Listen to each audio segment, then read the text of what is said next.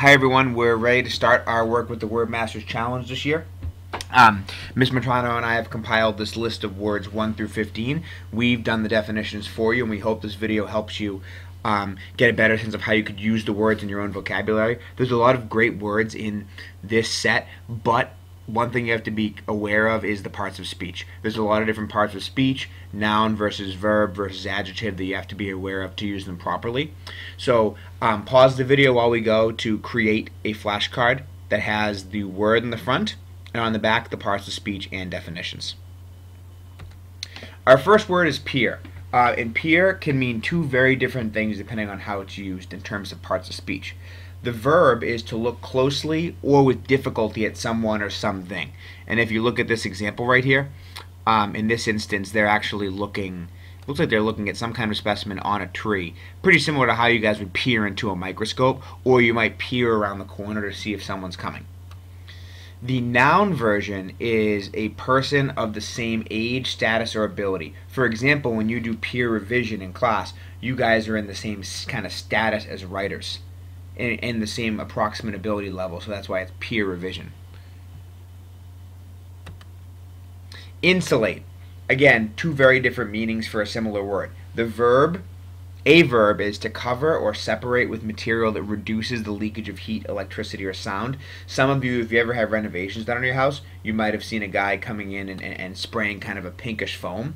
And what that's meant to do when you insulate something is you add layers of a material that will reduce sound, heat, and electricity from leaving it.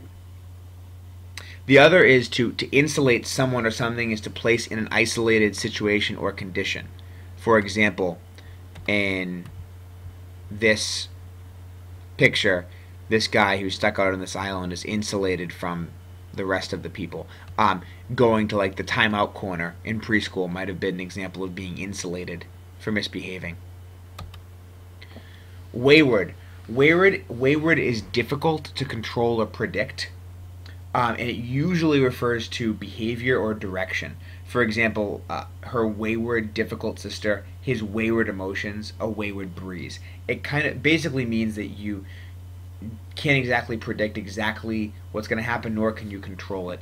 Very often, young children at ages like 2 through 4 can be wayward. It can be difficult to understand why they're behaving the way they are, because they can't communicate as effectively as they can when they get older.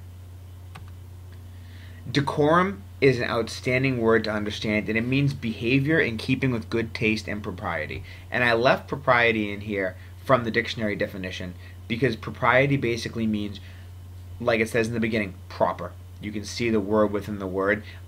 Proper etiquette, proper manners, proper behavior in different settings. For example, in this picture, it's proper decorum in most classrooms to raise your hand when you'd like to share an answer. Proper decorum at the library, for example, is silence. They expect you to be silent while you're at the library. Stanch and staunch are both great words. First, as a verb, it means to stop or restrict a flow of liquid, usually referring to blood. So, for example, the sentence here, it says, colleagues may have saved her life by stanching the flow. The adjective version is firm in principle and loyalty. So that means you believe something and you're pretty stubborn and firm. For example, this guy, I'm just going to guess he's a staunch Red Sox fan. Otherwise, he's wasting a lot of body paint. Sometimes kids can be very staunch when it comes to eating their vegetables. This wayward child might be very staunch when it comes time to eat the green stuff on his plate. Ecstatic. As an adjective, it means feeling or expressing overwhelming happiness or joyful excitement. Ecstatic fans filled the stadium. As a noun, it's a person subject to mystical experiences. For example, I become ecstatic upon seeing a stack of these on my desk. A tenement is a room or a set of rooms forming a separate residence within a house or block of apartments. This is a tenement. Usually, they're found in the city in urban areas, and they're not the best quality. So usually it's people with lower income live in what we would consider a tenement. Quash is to reject or void, especially by legal procedure. So, for example, a judge could quash a motion by a lawyer or quash an appeal. For example, in any sport, when they review something, if they reject the review and they determine that the call on the field stands, they're quashing the review. Some people, especially around the holidays, like this woman seems to be, has to quash her temptation for eating sweets. I should try this at some point.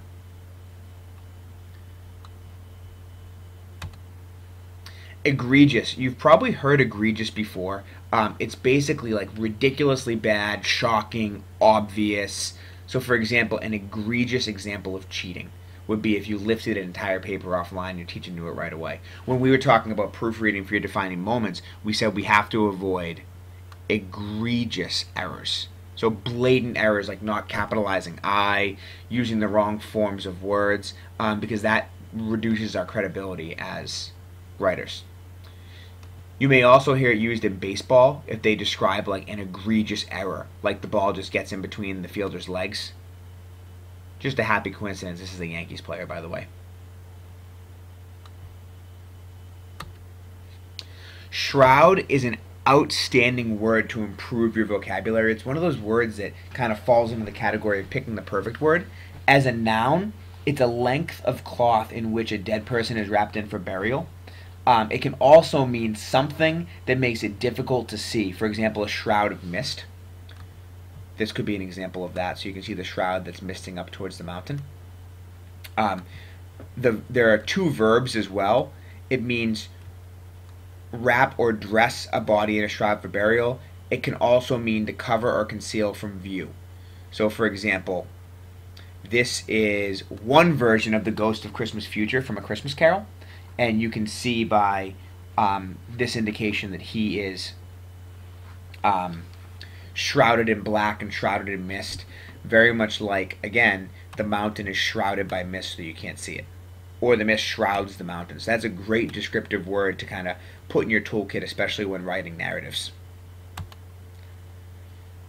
Pacify means to quell or calm anger, agitation, or excitement. So, for example, if fans are really, really angry at a manager's decision, he has to go to the media and pacify them by explaining why he made the decision. A teacher may have to pacify a group that's upset about a pop quiz.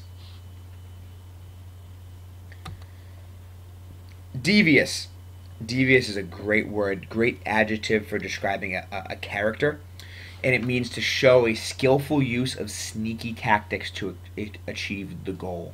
The example here is they have devious ways of making money. A couple people I think of when I think of devious. One, if you're a fan of Lord of the Rings, is Gollum.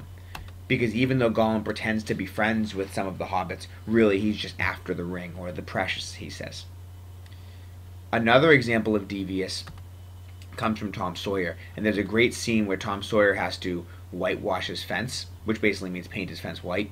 And he doesn't want to do it, so he tricks other kids into doing it by showing them how fun it is. Even though it's not really fun, he convinces them into begging him to let them work on it instead of him. So he's a devious little guy.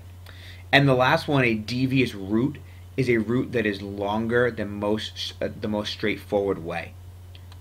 So there's an example of kind of a winding, curving road. Sometimes your parents, if they're driving somewhere, especially on like a Friday night in traffic, they may want to take a devious route so they don't get stuck in traffic on one of the major highways. Lode is a vein of metal ore in the earth. And there's really not much more to that other than that's what it is. A sanction. Sanction, you've probably heard a lot in the news, especially if you're watching SportsCenter. The NCAA usually sanctions players or schools. So, two noun versions. The first is a threatened penalty for disobeying a law or rule. Or the opposite, it's the official permission or approval for an action.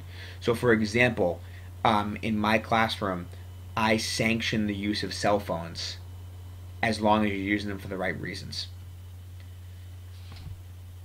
Same with the verb here, it means to give official approval.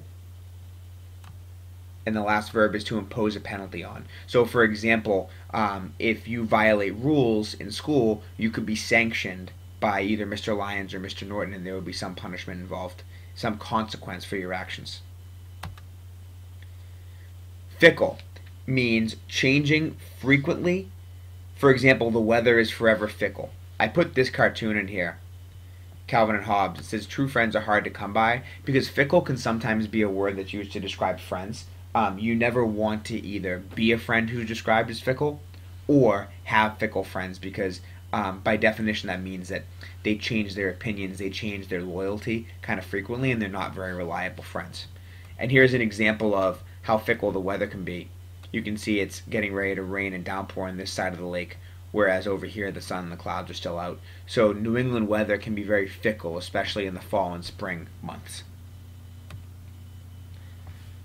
So those are our first 15 words. I hope you found this video helpful. A reminder that due on Thursday, these flashcards, and the quiz for words 1 through 15 will be Thursday, November 20th. Just a reminder too, as opposed to Wordly Wise, we are expecting that you're a lot more independent with these words, and as a result, you are not. We're not going to be doing as much in class. So make sure that you're spending some time, even if it's just 5 minutes every night with a handful of words, studying the words and making sure that you feel comfortable with using them in sentences and having a clear understanding of all the ways they can be used. All right? Good luck.